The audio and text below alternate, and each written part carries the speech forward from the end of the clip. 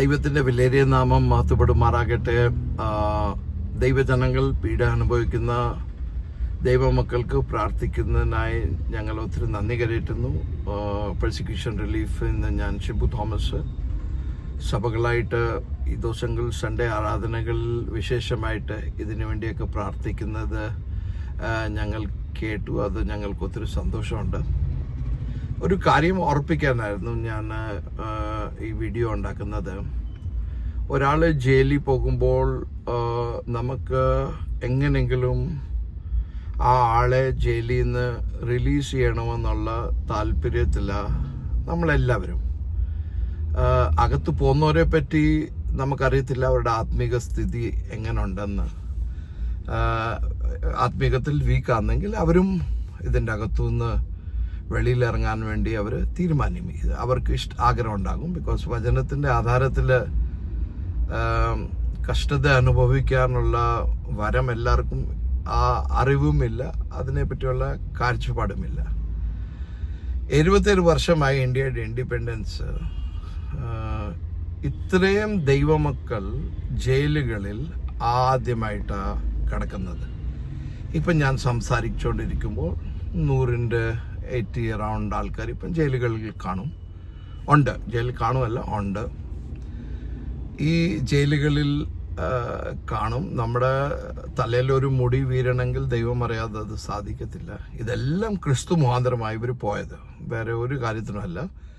സുവിശേഷത്തിന് മുഖാന്തരം തെറ്റാന്നോ ശരിയാന്നോ ഫോൾസ് കേസാന്നോ എങ്ങനായാലും യേശു നമ്മളെ അവിടെ വിട്ടു. യേശു പറഞ്ഞു, ഞാൻ മുഖാന്തരം നിങ്ങൾക്ക് കോടതിയിലും ഓഫീസേഴ്സിൻ്റെ മുന്നേയും എല്ലായിടത്തും നിൽക്കേണ്ടി വരും. ഞാൻ നിങ്ങൾക്ക് വായിൽ വാക്കുകൾ തരും, നിങ്ങളത് പറഞ്ഞാൽ മതി. പേടിക്കണ്ട, ചിന്തിക്കണ്ട എന്തോ പറയാൻ പോകുന്നത്. ഞാൻ നിങ്ങളുടെ വായിൽ കൊണ്ടിടുമെന്ന്, പരിശുദ്ധാത്മാവ് നിങ്ങളുടെ വായിൽ കൊണ്ടിടുമെന്ന് പറഞ്ഞു. അപ്പോൾ ഈ ജയിലിൽ പോകുമ്പോൾ, എനിക്കിപ്പം ജയിലിൽ പോകണമെന്ന് പറഞ്ഞാൽ ഒരു പ്രോഗ്രാം ജയിലറിനോട് പറഞ്ഞ് ഒരു സ്പെഷ്യൽ കേസ് ക്രിസ്മസ് ഡേയോ അങ്ങനെ വല്ലതും ഡേയിൽ പോയി ജയിലിൽ പോയി അവരോട് 10 മിനിറ്റ് സംസാരിക്കാനുള്ള ഒരു ഭാഗ്യമേ കിട്ടത്തുള്ളൂ. പക്ഷേ ഈ ആൾക്കാർ ജയിലിൽ പോകുമ്പോൾ ഇപ്പം ജയിൽ ടേം കൂടുക. ഇപ്പം നേരത്തേക്ക് ആണെങ്കിൽ ഒരു 2-3 ദിവസത്തിനകം റിലീസാകുമായിരുന്നു. ഇപ്പം മാസങ്ങൾ കിടക്കേണ്ടി വരും. ജയിലിൽ കിടക്കുന്നു ആൾക്കാർ. അപ്പോൾ ഒരു ജയിലിൻ്റെ അകത്ത് ഇപ്പം ഒരു 150 പേര് 200 പേരുണ്ടെങ്കിൽ എന്നും അവരുമായിട്ട് സംസർഗമുണ്ട്.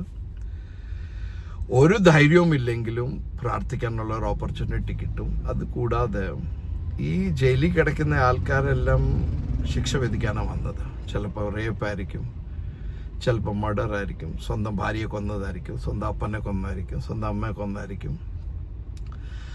സഹോദരനെ കൊന്നായിരിക്കും, അല്ലെങ്കിൽ ഇങ്ങനത്തെ വലിയ വലിയ റേപ്പ് കേസായിരിക്കും. ഇങ്ങനെ വലിയ ശിക്ഷകൾ മുഖാന്തരം അവർ അകത്ത് വന്നത്.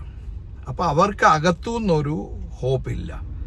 ചിലരൊക്കെ കൂടുതൽ ശതമാനം ആൾക്കാരെ ഞാൻ ഈ പാസ്റ്റർമാർ ജയിലിൽ നിന്ന് വരുമ്പോൾ കേൾക്കുമ്പോൾ കൂടുതൽ ശതമാനം ആൾക്കാരെ അവരുടെ ഫാമിലിക്കാർ കാണാൻ പോലും വരത്തില്ല. അപ്പോൾ അത്രയ്ക്ക് നിരാശയുടെ സ്ഥിതിയിലിരിക്കുമ്പോൾ യേശു പറഞ്ഞു, ഞാൻ ലോകത്തിലെ വെളിച്ചമാണ്. യോഹന്നാൻ സ്നാപകൻ പറഞ്ഞു, ഞാൻ ലോകത്തിലെ വെളിച്ചമല്ല, എൻ്റെ പിന്നാലെ ഒരുത്തൻ വരുന്നു, അവൻ ലോകത്തിലെ വെളിച്ചമാണ്. യേശു വന്നിട്ട് പറഞ്ഞു, ഞാൻ ലോകത്തിലെ വെളിച്ചമാണ്. പിന്നെ യേശു ശിഷ്യന്മാരെ അരികിൽ വിളിച്ചിട്ട് പറഞ്ഞു, നിങ്ങൾ ലോകത്തിലെ വെളിച്ചമാണ്. അപ്പം ഞാനും എല്ലാ ദൈവമക്കളും ഇന്ന് ക്രിസ്തുവിൻ്റെ വെളിച്ചം എൻ്റെ അകത്ത് ഞാൻ കൊണ്ട് നടക്കുക. അപ്പം ഞാൻ ആ ജയിലിലോട്ട് പ്രവേശിക്കുമ്പോൾ തന്നെ ജയിലെല്ലാം അന്ധകാരത്തിൻ്റെ അധീനതയിൽ അല്ലെങ്കിൽ സൂപ്പർ കൺട്രോളാ ജയിലിൻ്റെ അകത്ത് ദുഷ്ടൻ്റെ അല്ലെങ്കിൽ പിശാചിൻ്റെ. അപ്പം നമ്മൾ ക്രിസ്തുവിൻ്റെ വെളിച്ചമായിട്ട് ദൈവദാസന്മാർ അതിൻ്റെ അകത്തോട്ട് കയറുമ്പോൾ തന്നെ ഒത്തിരി പേർക്ക് അത് ഹോപ്പിൻ്റെ കാരണമാണ്, അല്ലെങ്കിൽ ഒരു എന്തെങ്കിലും ഒരു ബെനിഫിറ്റിൻ്റെ കാരണമാണ്. നമ്മൾ ജഡ്ജല്ല, നമ്മൾ പോലീസുകാരല്ല, പക്ഷെ നമ്മുടെ കയ്യിലൊരു വക്കീലുണ്ട്, ലോയറുണ്ട്, യേശു ക്രിസ്തു. നമ്മുടെ കയ്യിലൊരു ജഡ്ജുണ്ട്, സിംഹാസനത്തിൽ പിതാവ്. യേശു നമ്മുടെ എല്ലാ കാര്യങ്ങളും വാദിക്കുന്നു എന്നും. അത് വാദിച്ചില്ലെങ്കിൽ ഞാനിന്ന് ഇവിടെ ഇരിക്കാനൊക്കത്തില്ലല്ലോ. എൻ്റെ ജീവിതത്തിലെ പ്രവർത്തികൾ യേശു ഇടയ്ക്ക് നിന്ന് വാദിച്ചില്ലായിരുന്നെങ്കിൽ I would have no access to God. ഞാൻ ദൈവത്തിൻ്റെ ഇടയ്ക്ക് പോകാനൊക്കത്തില്ലായിരുന്നു. അപ്പം നമുക്ക് ആ ആക്സസ്, അപ്പം ഈ ദൈവദാസന്മാർ അവിടെ ചെല്ലുമ്പോൾ അവിടുത്തെ ആൾക്കാരുടെ വിഷമങ്ങളും ഭാരങ്ങളും. ഞാൻ ഈ 10 വർഷമായി ശുശ്രൂഷയിൽ 4000 കൂടുതൽ കേസുകൾ ദൈവദാസന്മാരെ പീഡ അനുഭവിക്കുന്ന ആൾക്കാരോട് സംസാരിക്കാൻ ദൈവം എനിക്കൊരു ഭാഗ്യം തന്നിട്ടുണ്ട്. ഓരോ ദൈവദാസന്മാരോടും മണിക്കൂറുകൾ പേഴ്സണലിയും ഫിസിക്കലിയും ഫോണിലും ഒക്കെ സംസാരിക്കുമ്പോൾ ഓരോ കാര്യങ്ങൾ നമുക്ക് മൈന്യൂട്ട്ലി ദൈവം നമ്മളെ വെളിപ്പെടുത്തി തന്നതാണ്. അപ്പം ഞാൻ പറയാനുള്ള ഉദ്ദേശം, ഈ വീഡിയോ ഉണ്ടാക്കുന്നതിൻ്റെ ഉദ്ദേശം, നിങ്ങൾ ഒത്തിരി ധൃതി പിടിച്ച് ഉപസിച്ച് പ്രാർത്ഥിച്ചൊന്നും ഇവരെ വെളിയിലിറക്കാൻ വേണ്ടി ഒത്തിരി ശ്രമിക്കേണ്ട. ദൈവത്തിൻ്റെ പെർഫെക്റ്റ് വില്ലിന് വേണ്ടി പ്രാർത്ഥിക്കണം. ദൈവം അത് വായിച്ചിട്ടുണ്ടെങ്കിൽ ദൈവം കൊണ്ടുവരും. നമുക്ക് നമ്മുടെ പ്രവൃത്തി ചെയ്തുകൊണ്ടിരിക്കണം. ബെയിലാണെങ്കിൽ ബെയിൽ അപ്ലൈ ചെയ്യണം, വക്കീലിന് നല്ല വെക്കണമെങ്കിൽ വക്കീൽ വെക്കണം, അതെല്ലാം ചെയ്തുകൊണ്ടിരിക്കണം. പക്ഷെ ഒത്തിരി നിർബന്ധിച്ച് വെളി കൊണ്ടുപോകാൻ നമ്മൾ ശ്രമിക്കില്ല. പൗലോസിൻ്റെ ഒരു കാര്യം പറഞ്ഞിട്ട് ഞാൻ നിർത്താം. ഫെസ്റ്റസ് അടുക്കെ കോർട്ടിൽ പൗലോസിനെ കൊണ്ടുപോയി. പൗലോസ് സെനഹെഡ്രിൻ്റെ മുന്നേ ഫെസ്റ്റസിനോട് സംസാരിച്ചു. ഫെസ്റ്റസ് ഹൈ പ്രീസ്റ്റ്, അവിടുത്തെ ന്യായാധീശായിരുന്നു, ഗവർണർ. ഫെസ്റ്റസ് പൗലോസ് സംസാരിച്ചു ദൈവവചനം. പൗലോസ് തിരിച്ചു വന്നു. പൗലോസ് തിരിച്ചു വന്നിട്ട് രാത്രിയിൽ ഫെസ്റ്റസും ഭാര്യയും പൗലോസിൻ്റെ അടുക്ക് വന്നു. പറഞ്ഞു, നിങ്ങൾ രാവിലെ പറഞ്ഞ ആ കാര്യങ്ങളൊന്നുകൂടെ പറയാമോ എന്ന്, ജയിലിൽ പറഞ്ഞ കോർട്ടിൽ പറഞ്ഞ കാര്യങ്ങൾ പറയാമോ. അപ്പം അവൻ പറഞ്ഞു, ഒരു ജഡ്ജായോണ്ട് ന്യായം വിധിക്കുന്ന ഭാഷയിൽ സംസാരിച്ചാൽ അവന് മനസ്സിലാവും. അപ്പോൾ അവൻ പറഞ്ഞു, പൗലോസ് പറഞ്ഞു, ഒരു ന്യായം ചെയ്യാൻ ഒരു പിതാവ് ദൈവം ഞങ്ങളുടെ സിംഹാസനത്തിൽ ഇരിക്കും, നിന്റെ ന്യായം വിധിക്കും. യേശുവിനെ സ്വന്തം സ്വീകരിച്ചില്ലെങ്കിൽ നിന്നെ ന്യായം വിധിക്കും. നീ ഇന്ന് ന്യായം ചെയ്യുക, പക്ഷെ നിനക്ക് ന്യായവിധിയുണ്ട്.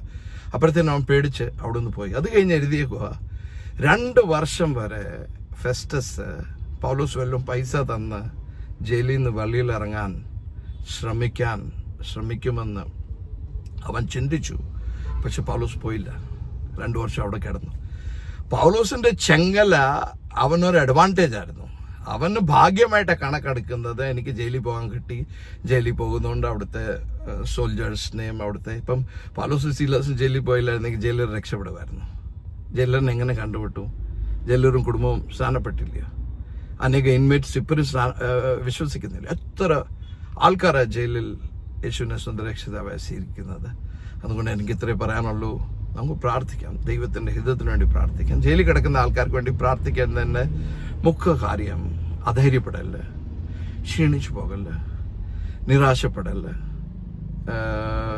എലൈജയുടെ ഇടയ്ക്ക് സ്വർഗദൂതൻ വന്നതിൻ്റെ കൂട്ട് സ്വർഗദൂതൻ ഇറങ്ങി അവരെ ബലപ്പെടുത്തണം. പ്രാർത്ഥിക്കേണ്ട കാര്യങ്ങൾ, അവർ പാട്ട് പാടണം, അവർ ആരാധിക്കണം. ജയിലിൻ്റെ ഫൗണ്ടേഷനുകൾ ഇളകണം, എല്ലാം ഇളക്കി മറിക്കണം. വലിയ ഭൂകമ്പം ഉണ്ടാകണം ജയിലുകളിലെല്ലാം. ഉത്തർപ്രദേശ്, ഛത്തീസ്ഗഡ് എല്ലാ ജയിലുകളിലും വലിയ ഭൂകമ്പങ്ങൾ ഉണ്ടാകണം. എല്ലാവരുടെയും ചങ്കല പൊട്ടണം. ഇതെല്ലാം TV വരണം. ജയിലേഴ്സും ഓഫീസേഴ്സും എല്ലാം യേശുവിനെ സ്വന്തം രക്ഷകനായി സ്വീകരിക്കണം. ഇതൊക്കെയാണ് പ്രാർത്ഥിക്കേണ്ടത്. ഈ ദൈവദാസന്മാരുടെ കുടുംബങ്ങൾ നിരാശപ്പെടാതെ, കുഞ്ഞുങ്ങൾ നിരാശപ്പെടാതെ അവരെ ആത്മാവിൽ പിടിച്ചു നിർത്തി പ്രാർത്ഥിക്കണം.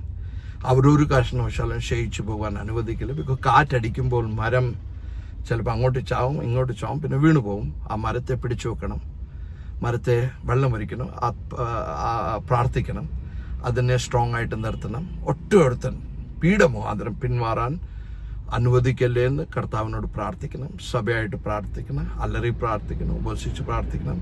ഇവർ തിരിച്ചു വരുമ്പോൾ ഒന്നുകൂടെ 100 മടങ്ങ് 1000 മടങ്ങ് പവറും അനോയിന്റിങ്ങിന്റെ പേടി മാറ്റി, എന്തോ ഉണ്ടെങ്കിലും ഞാൻ ഇനി സഹിച്ചോളാം, 10 പ്രാവശ്യം പോലും എനിക്ക് ജയിലിൽ പോകേണ്ടി വന്നാൽ ഞാൻ പോകുമെന്നാ ദൈവദാസന്മാർ എന്നോട് പറയുന്നത്.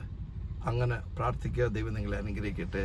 വീട് അനുഭവിക്കുന്നവർക്ക് വേണ്ടി പ്രാർത്ഥിക്കുന്നതിനായി ദൈവം നിങ്ങളെ അനുഗ്രഹിക്കട്ടെ. അനേക കുടുംബങ്ങൾ ജയിലിൽ വെളിയിൽ കിടക്കുന്നവരെ, കഷ്ടതയിലും പ്രതികൂലങ്ങളായിരിക്കുന്നവരെ ഓർത്ത് പ്രാർത്ഥിക്കണം. നിങ്ങൾക്ക് പ്രെയർ പോയിന്റ് ലഭിക്കുന്നില്ലെങ്കിൽ മലയാളത്തിൽ പ്രെയർ പോയിന്റ് വേണമെങ്കിൽ വാട്സപ്പിൽ ഞങ്ങളെ കോൺടാക്റ്റ് ചെയ്യാം. 9993200020